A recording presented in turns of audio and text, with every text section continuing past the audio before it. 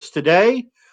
Cameron Walpole, who normally does Tuesdays, is taking some time to visit family right now. So I'm taking over a little bit for today.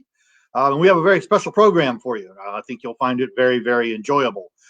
Before we get into that, I want to thank our sponsor, Dupree Mutual Funds. It is thanks to Dupree that we are able to bring you this programming, and we're very, very thankful that they have provided that opportunity for us. Once again, as always, if you enjoy our programming, if you've enjoyed our Wake Up with Ashlands, some of the other programming we've done, if you've been out on the grounds or otherwise taking advantage of Ashland during this period, we urge you to go to our website, click the donate button, and make a donation. That's the best way you can support us at this time, and will help us continue to bring programming of this sort and to bring more activities back to the estate as we go towards that. So we thank you very much for your continued support. It's been very generous, and we very much appreciate that during this difficult time. Today, we have a very, very exciting program. We're pleased to have with us a very important guest, someone who is a good friend of the estate. His name is Dr. Lindsey Apple. Dr. Lindsey Apple was, for many years, professor of history at Georgetown College. Dr. Apple is perhaps the most expert on the Clay family, the descendants. He has spent many, many years, probably over 30 now, researching the family and getting to know the family. And he's written several books on the family, including Cautious Rebel, which is about Henry Clay's great-granddaughter, Susan Clay Savitsky, a fascinating individual who led a pretty remarkable life and lived at a time when the roles for women were changing dramatically. And she had to deal with those changes in her own life and in her own family. And this book explores a lot of that. He also wrote a book called The Family Legacy of Henry Clay in the Shadow of a Kentucky Patriarch. That particular book explores the descendants of Henry Clay and what that means and how that aspect of Clay's legacy has developed over the years. I don't know of many other studies quite like it. It's really a fascinating book, and there are so many amazing stories that are told therein. I highly recommend it. It's a really unique way to examine someone like Henry Clay that isn't frequently done. So well worth a look. We have had both books. I think we currently have both books in stock at the museum store. So you can call Phil, or you can go on our website. I think you can order them there. They're well worth a read. Very, very, very interesting books. So Dr. Apple is also someone that has advised the estate over the years a great deal and worked with us in our dealings with the family, which have been extensive, and we've been very grateful for that support. He's someone that has helped me a great deal over the years in the work that I've done in the curatorial office, and I am extremely grateful for all of his insights. They've been very valuable in advancing the cause. So, Dr. Apple, it's great to have you here. We're really pleased that we were able to do this, and thank you for joining us today. So we are glad that you are able to do that. And to begin today, why don't you talk a little bit about how you got involved with the Clay family and the research that you've done over the course of years? That now, like I say, is about 3 decades.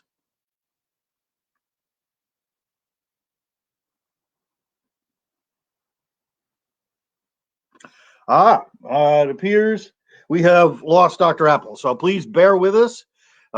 This is a new world technologically, and there are going to be occasional hiccups, and I apologize for that fact. So hopefully we'll get him back here shortly. We're working on that now. We will hopefully be able to get that, like I say, just a minute. I'm going to try texting him here.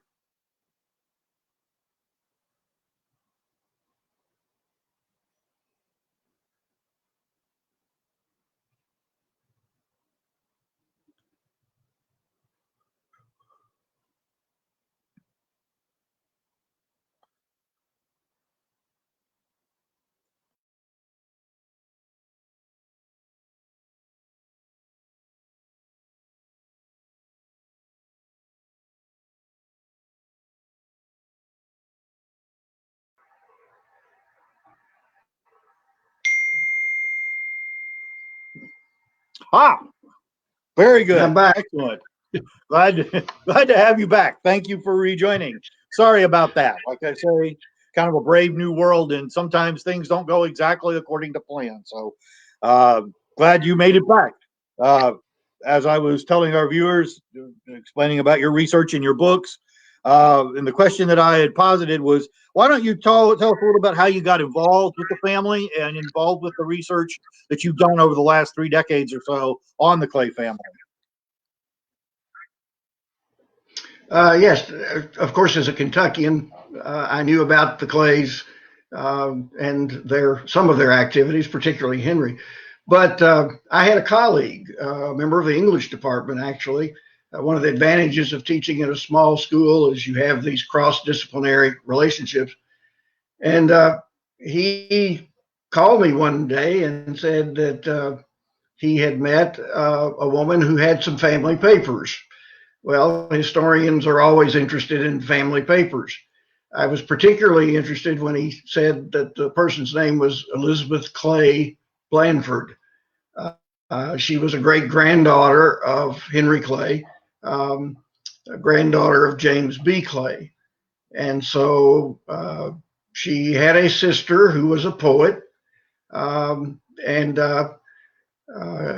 I began to read a bit of her poetry, and a lot of it was autobiographical, and that was the origin of the book Cautious Rebel, A Life of Susan Clay Savitsky. And from there, it just one thing led to another. I met other family members. There were other papers, and the family was very, very helpful. And we just proceeded from there. Great. Yeah, Mrs. Blanford sounds like a very interesting person, and her sister certainly must have been as well. One of the things that I find interesting about that particular branch of the family, and correct me if I get this wrong, but Mrs. Blanford's husband was a historic house museum curator, and Susan's husband, Yes. Vasily, was an art historian, correct? Yes. Right. So that's our museum branch of the family right there. And both Elizabeth and Susan got involved in their husband's work. Is that also correct? That's correct. That's correct. Susan took it upon herself. Savitsky was a good deal older than she was. There's a whole story in that as well, a family story. But she took it upon herself at his death in 1945 to continue his work. And she worked with the New York Historical Society to publish some of his findings.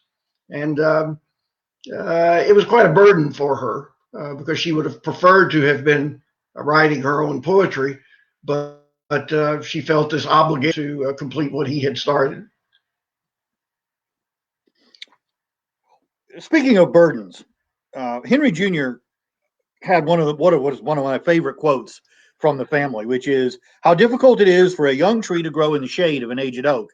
And I know at one point you wanted your book to include that as part of the title. And I think it's a fascinating statement, and probably a lot of descendants. And we have some with us today, so maybe we'll hear from them a little later. Might be able to relate to that. What does that mean? Why is it difficult to grow in the shade of an aged oak? Why is it difficult to be a descendant of Henry Clay? What were the challenges of that? You know, this isn't just a Clay thing. I did some research on children of famous fathers in relationship to the second book, particularly. But the Roosevelt sons had that difficulty.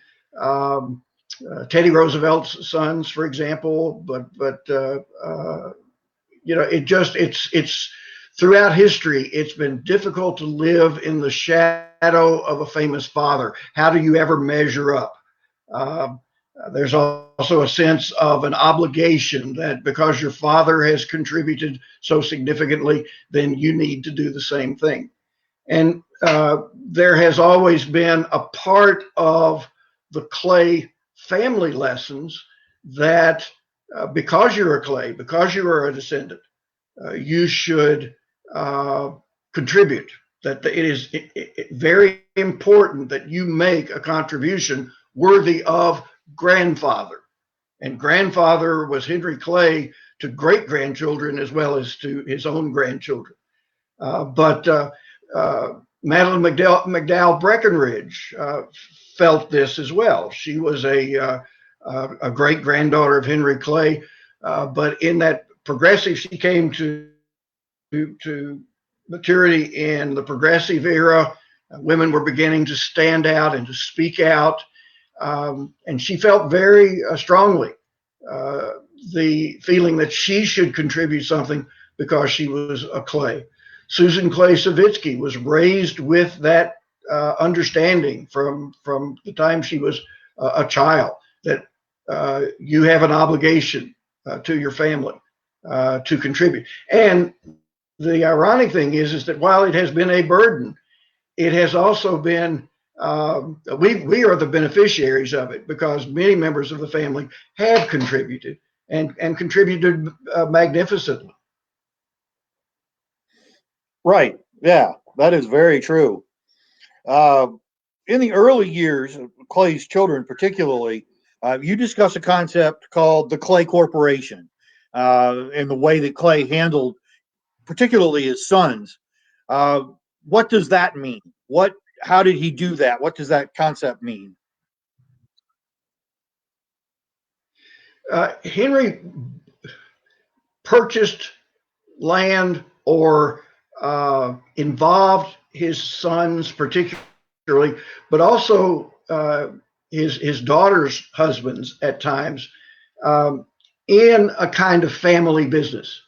There are letters from Henry in the collection that talk about moving stock from one farm to another. They were interchangeable. They would pasture stock on one farm, and then when that was depleted, they would move it to another, and so forth and so on. They used enslaved people the same way. It's often difficult. Thomas Hart Clay is blamed for the failure of one business. I maintain it wasn't Thomas that caused the business to fail. It was Henry.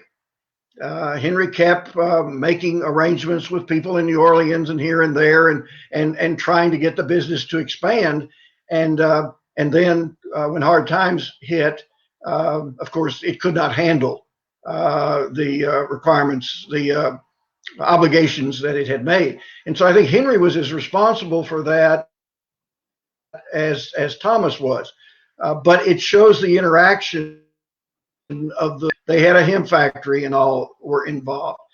Their land was used. The woodlands was basically purchased by Henry for James Irwin and Henry's daughter, and the land was used again as a part of the Clay Corporation. But they're not the only ones that did that. The January brothers in Lexington were very much the same way.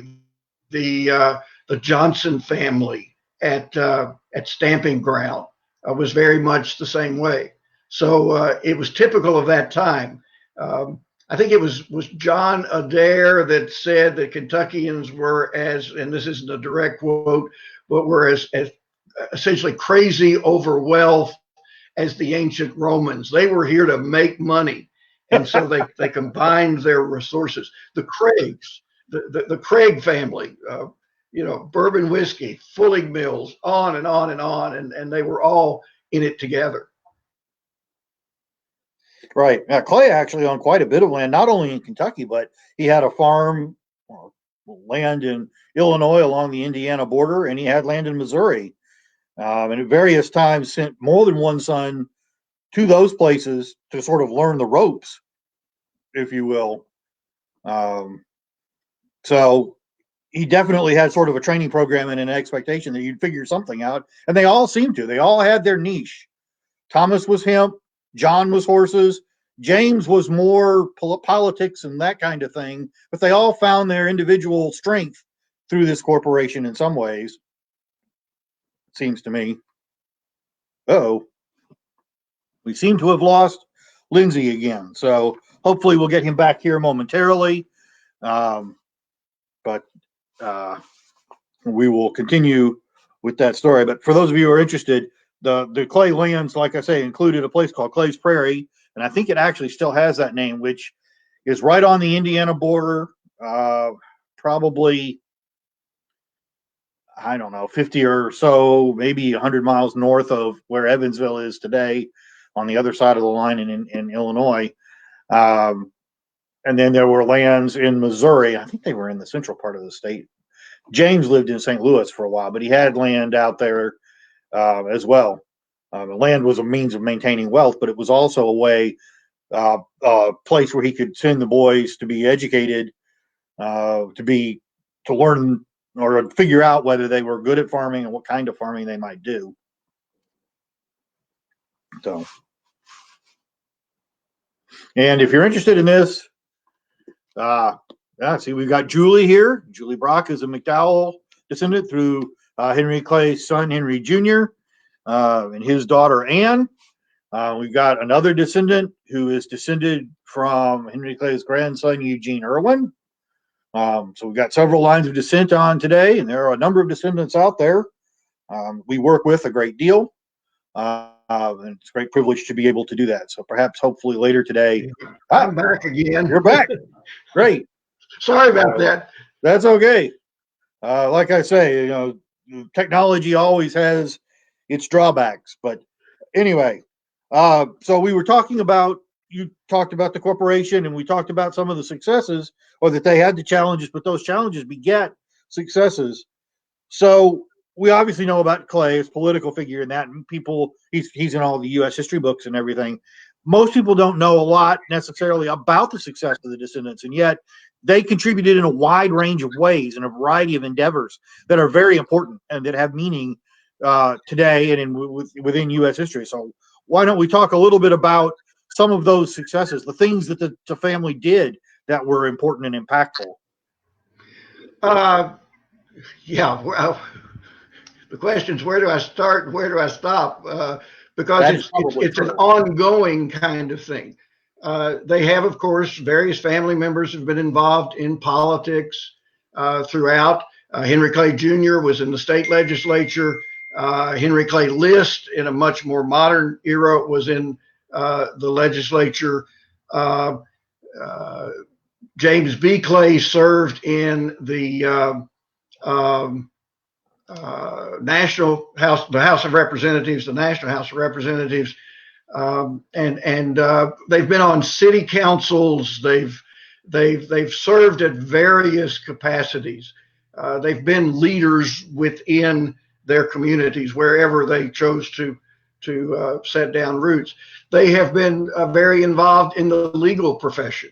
From the get-go, from the very beginning, they were lawyers. Most of Henry's sons had law degrees. Many of his grandsons had law degrees. But in a more modern era, I noticed the other day that Henry Clay List Jr. is a lawyer in Lexington. William LeBach was a lawyer. Clay Brock was a lawyer. Many of them have been in the legal profession and served with some distinction, I think. The horse industry obviously is extremely important in the Clay story. I think you've said 11 Kentucky Derby winners. Is that the correct number? That is correct.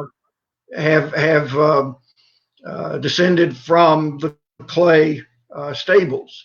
But the first three generations of Clays raised horses in Kentucky. But everything from construction, there's been a minister or two, which at times seems a little out of place. But there have been a couple of ministers. Given the stories about the Clays, at least, it seems out of place. But they were good people and influential people in what they did.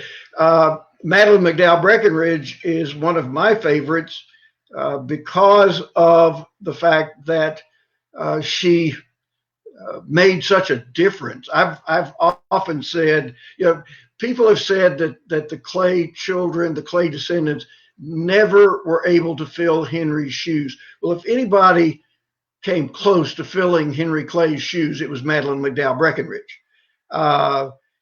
She was extremely significant, and she could have been the leader of the National Women's Group if she had chosen to, but because of her respect for the elderly leader, Anna Howard Shaw, she refused to run against her in an election. She just would not do it. It may her own problems with tuberculosis may have also affected that, but she chose to show her respect for that woman, just as she did for her cousin Laura Clay, a descendant of Cassius, who had been actively involved in the Kentucky movement.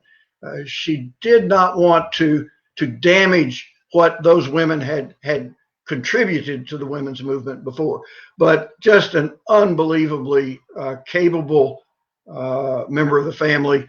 I have great admiration for her. Madeleine certainly is an amazing individual, no question about it. And in many ways, like you say, in terms of the Clay legacy, inherited Clay's legacy, and perhaps did more with it than anyone else. And we're going to talk on Thursday when I do my artifact adventure this week about Madeleine. Tomorrow is actually Madeleine's 148th birthday. So we're going to look at Madeleine. I'll do a throwback. We'll do a throwback Wednesday maybe on Madeleine. And then on Thursday, I'm going to look at a couple of Madeleine artifacts in my artifacts adventures. So really, truly an amazing individual. We have an exhibit on her that I hope at some point later this year we'll be able to get people in to see. We were trying to do some things with the 100th anniversary of women's suffrage in the United States. Unfortunately, obviously, things got a little bit derailed, but we'll hopefully get back to that and do some more with that as we move forward. And that brings us to kind of the next question or the next subject.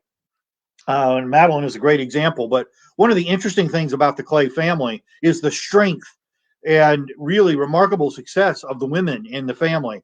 The men, if they didn't do anything else well, married well, tended to marry very strong women. And the women who were in the family, the descendants of Clay who were female, tended to be in some ways stronger and or more successful at times than their male counterparts. So would you agree with that? Yes. Oh, very definitely. At one time I thought about writing a book, and I wanted to entitle it "The Steel Magnolias," but somebody stole my title before I got to it. But there is a book in the Clay women. They could be very dignified. They could adhere to the social requirements placed upon women. But they could also, they were very savvy. The first one was perhaps Henry's daughter, Anne. If she had lived, Henry had all matter of respect for her and for her intelligence. And then, of course, down through the generations, they have been successful. But Thomas Hart Clay's wife helped keep him on the straight and narrow road. Josephine kept John, who had health issues, functioning and contributing to the horse industry. But you go on and on and on. They're just fabulous people who make their contribution to the family in a very significant way. Absolutely. No question about it. When you think about what some of those women had to go through, women like Marie Mantell Clay, whose husband goes off to be ambassador to Nicaragua, she's stuck in Lexington by herself. I think she still had maybe one son at home, but she ends up getting left also to deal with Ashland when her sister-in-law, Susan, goes to Canada. So she's got a lot of weight thrust upon her at a time That's right. when Lexington is in the middle of a war. It is divided. She has to deal with that. Susan had to deal with the war and the fact that her husband ends up in exile in Canada. She's got children at home. War comes to her door. I mean, they had to deal with a That's lot right. of things. Mariah Pepperclay, her husband Charles, was a career military man and was often gone. And she's left at home, not only dealing with wondering whether he's alive, but taking care of his children, their family. So they had to be very strong women. Yes. John is often out on horse business and that sort of thing. Henry was gone with politics. So they had to be very strong, very capable women, I think, in many ways. Yes. Another subject that you talk about in the book, and we've had conversations about, is the long relationship between the Clay family and Lexington. And that relationship has at times been difficult. Uh, it's been challenging in some ways. Why don't you talk a little bit about what that relationship was like and how it might have been challenging for the Clays? Yes. Lexington was a very social town, and it was a small town for a long time. And you know how small towns are occasionally. Uh, and unfortunately, in those situations, sometimes people try to climb to prominence over the backs of other people by making light of them. And of course, Henry Clay's children sometimes made that very easy, quite frankly. Um, uh, Theodore, of course, the oldest son, ended up in the what became Eastern State, the mental asylum. I think he probably suffered from some sort of bipolar disorder. The symptoms certainly reflect that to a certain degree, and of course, that's easy at times to make fun of. Uh, we shouldn't. I've always said that we can, even today, talk about any illness from the neck down, but don't start talking about any problems from the neck up. It was an issue. Henry worried about it. Lucretia grieved about it. The family tried their best. They hoped he would come out of it. Being prominent doesn't protect you from difficulties, from issues of health, for example. It was just an issue that had to deal with it. Sometimes people would use that unfairly, uh, uh, and they love to tell the stories of Clay idiosyncrasies. Well, there were idiosyncrasies. There's no question about that. George Clay, a grandson, James, another of James's son, had a lot of idiosyncrasies. I love to talk at times with Bill LeBach, a descendant, because he would tell stories and then tell me I couldn't use that. Yes, I had some of those conversations with Bill. I know what you mean. And it is interesting to have all those stories for sure. If people have questions, please feel free to join in. I see, like I say, that we have several descendants. We have another Mcdowell descendant, Ian Ralby. He is descended from Thomas Clay Mcdowell, who has the distinction of being the only member of the family to own a Kentucky Derby winner. And they're an interesting group of people. It's been fascinating. To work with the descendants. We may have lost Lindsey again. Hopefully, he'll be back on shortly. But I will just say that having gotten to know these folks over the years, that of the things that I've enjoyed about my job, there are a few that I've enjoyed as much as getting to work with the family. They've been very accommodating and accepting of me, inviting me into their lives and into their family events and sharing with me their stories and their artifacts. And there's no question that what we are today at Ashland is due in large part to what the family has made us. by donating artifacts, by setting aside the estate, by telling us the stories, sharing with us, being part of things. We currently have one on the board.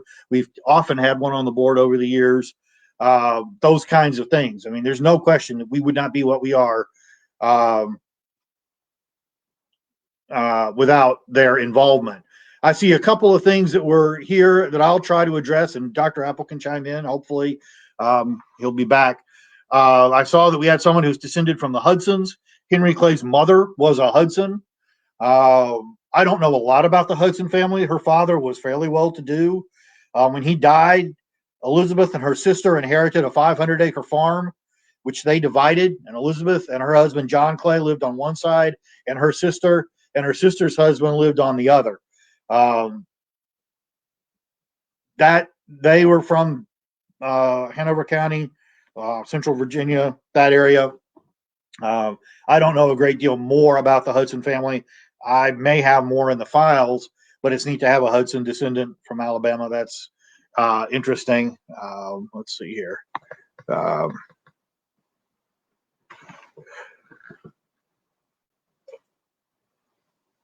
Julie, who is a descendant. Yes. There's Lindsey. I'm back again. I'm sorry. I was talking about Bill LeBach and some of the stories. But, for example, Colonel Charles D. Clay, he strutted around like a military officer, and he contributed as a military officer to this country. But he was very, probably too proud of being a military officer. He supposedly said to one lady, she asked him if he was a Kentucky colonel, and he said, "Madam, I earned my colonelcy on the nation's battlegrounds." But it was that kind of thing. It's a little easy at times to make fun of that. And so, it hurt the Clays. I can remember Elizabeth Blanford would literally, at times when I would be talking to her, interviewing her, she would break down in tears because of the way she perceived that Lexington had treated the Clays. There were members of the family who just basically at points tried to hide the fact that they were Clays. But what I discovered as I did the research and talked to them, I mentioned Colonel Charles D. Clay. There is a Clay who fought in every American war from the Mexican War through Vietnam. And I say fought. I'm not talking about being behind a desk. They were in combat. One of the things Henry Clay taught his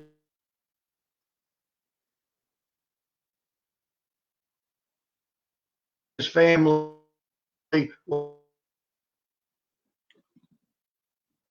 Lindsey, you seem to be breaking in and out a little bit. Overly. They made their mistake. I don't want to be overly a cheerleader, but they deserve better than they have received nationally and locally, I think. Right. And just to recap for those of you about the military, they have served very, very successfully with decorations. One of them was decorated with the Croix de Guerre, the French Croix de Guerre in World War II. Several were wounded during conflicts. Henry Jr. died in the Mexican War. 3 grandsons died in the Civil War. So the Clays have definitely contributed as much or more than most families in terms of their service to the country or service in general in times of war. And I think you're right. They may not have always gotten the credit in that way and in other ways that they were due. We've been talking about some of the ones that are currently with us. We've got several descendants of the Mcdowells. We've got at least one through Henry Clay's daughter, Anne. And for everyone out there, Henry Clay had 11 children, 4 of whom have lines of descent. Henry Clay's daughter, Anne, Henry Clay's son Thomas, Henry Clay's son Henry Jr., and Henry Clay's son James all have lines of descent. Now, it gets a little odd because Henry Clay's son John married Josephine Irwin, whose children were the children of Henry Clay's grandson Eugene. So we had a merger there. There are a couple of other mergers of branches within the family, but that one gets a little confusing. John, I don't know that he ever legally adopted those girls, but he certainly raised them. So he was involved. Hopefully we'll get Lindsey back. So we have descendants from several of the branches on today, which is great to have. So see if we have any other questions.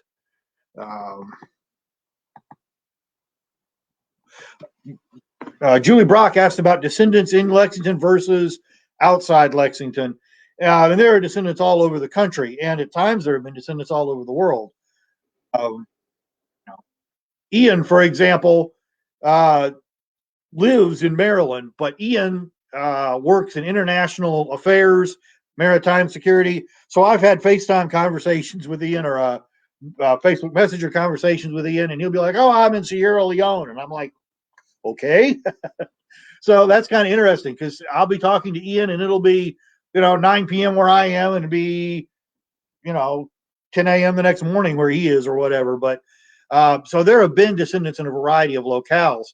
And today, there are a number of descendants in Lexington. There are probably more outside Lexington just by virtue of spread, but there are still quite a few in town as well. Many of the ones in town are McDowell descendants. There are some also Josephine, Eugene Irwin, Ann Clay descendants in town. I'm trying to remember if there are any James or Thomas descendants in Lexington. There are some Thomas descendants in the area, but not right in Lexington, in central Kentucky. And Dr. Apple is back. Back again. Sorry about that. I don't know what's going on. Well, I can't answer that. I saw Julie's question, but right. I think it may be about evenly divided. The James Clay branch has had a flurry of children lately, and so they're spread across the country. And then I think there are some relatives in Pittsburgh as well, still there. But there's some in Vermont, but they're scattered throughout. They certainly are.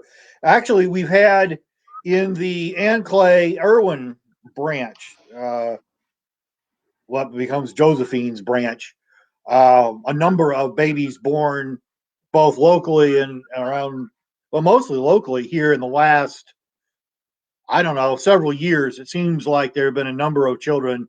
That branch has expanded a fair bit. And I think there's at least one maybe currently, well, there's two that I can think of currently on the way. So keeping up with it is a challenge. I have a genealogical database at Ashland, and I'm going to freely admit that I probably have not updated it as recently as I should. Just keeping up with these most recent round of new clays is a trick, but I try to keep up with it and provide that information when asked to the descendants. So neat thing to be able to do. My genealogy charts in the book are dated. I stopped. I only put people in who had reached their majority. I was a little afraid to put children's names in there, and so I stopped. And so that means it's now 2 generations behind, I guess. Probably, yeah.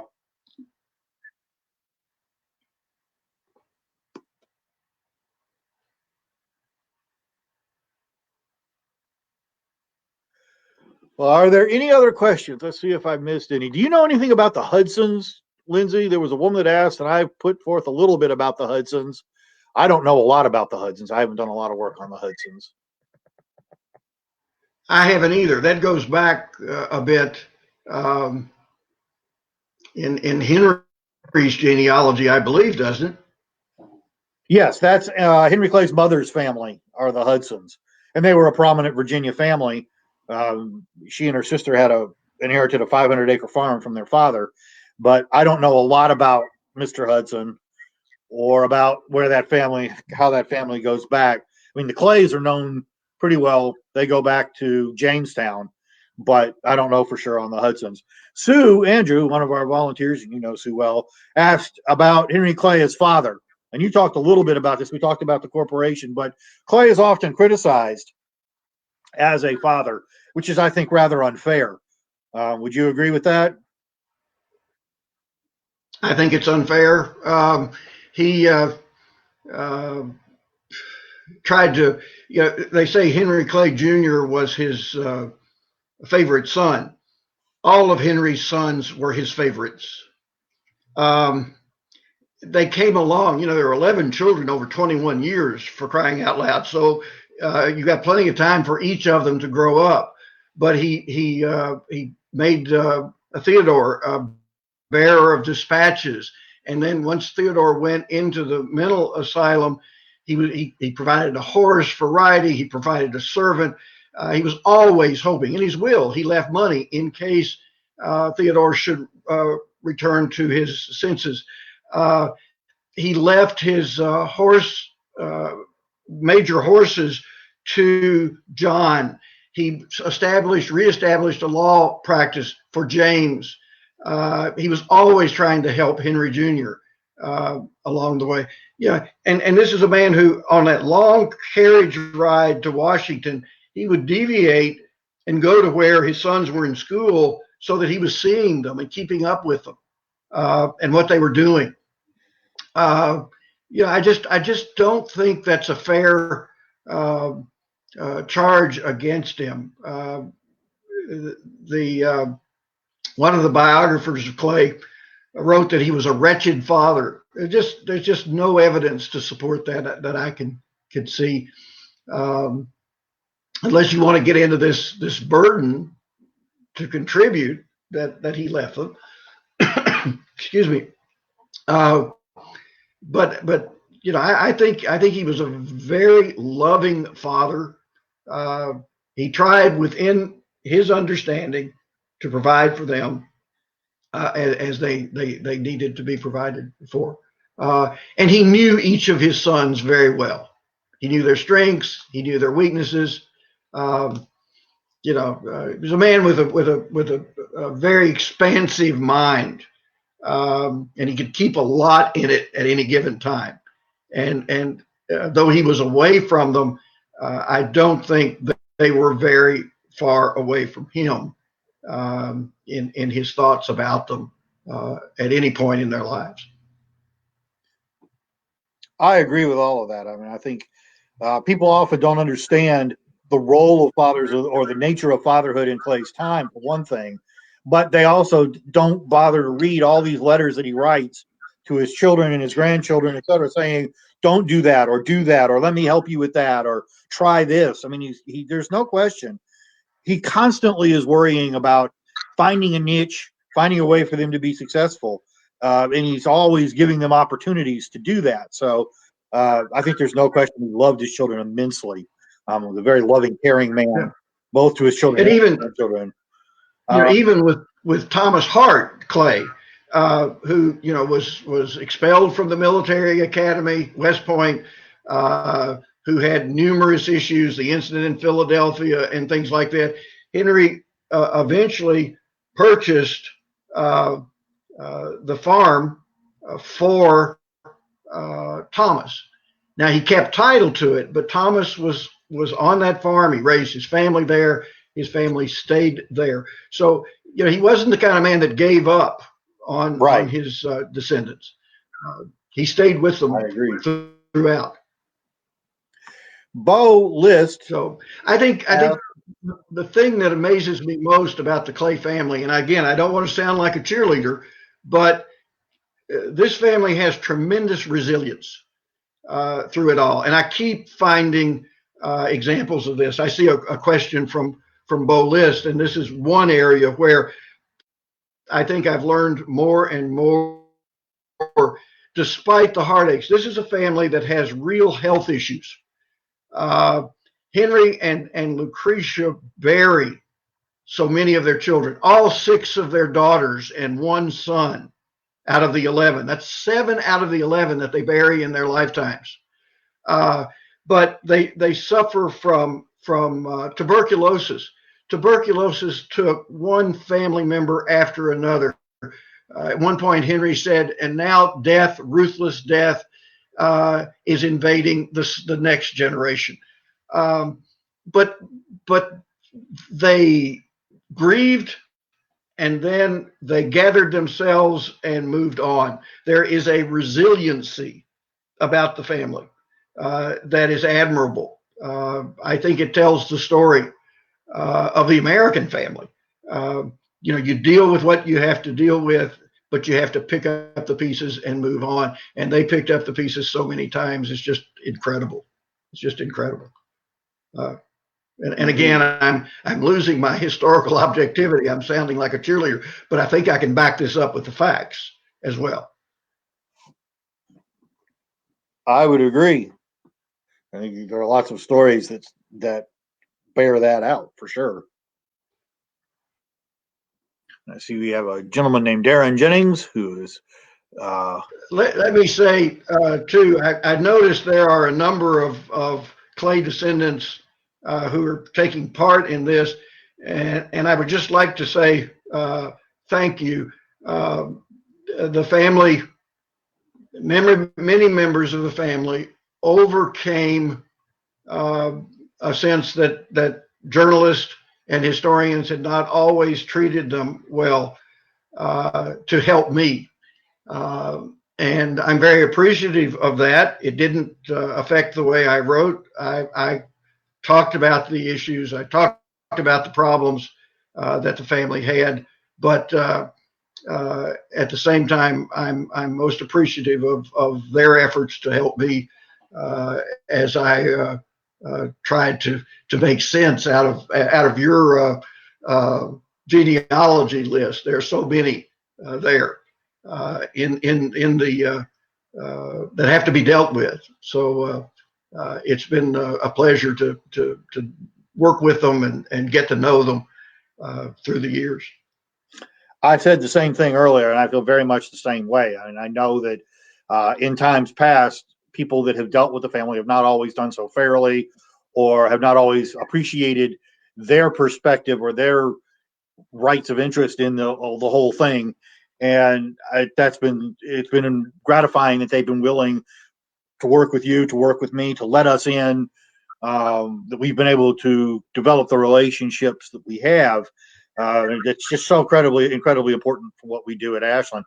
One of the descendants here, Julie, mentioned having a reunion, and we've done that several times at Ashland, and it's always been an amazing experience, and we're probably due for another one. Now, it may be a while before we're able to actually contemplate that, but at some point in the future, when we get past what some of the things going on right now, and get to a point where having groups of people is practical, I think that would be something well worth looking into, because we haven't done it now. It's probably been 8 or 9 years, 7 or 8 years at least, since we've had any, maybe more than that, maybe more like 10. We've had little reunions of a branch or gatherings when things have happened, but no big reunion. And there are enough people now who have come into adulthood, who have married, who have their own kids, that it would probably be a really good time to think about that. Sure. We're getting to a generational transition to some extent. So I think that would be something interesting to think about going forward. So we'll definitely take that into consideration. I think, if I'm not mistaken, haven't the last of the great-grandchildren passed? Yes. Elizabeth no more. Blanford was the last great-grandchild, and she died in 1999.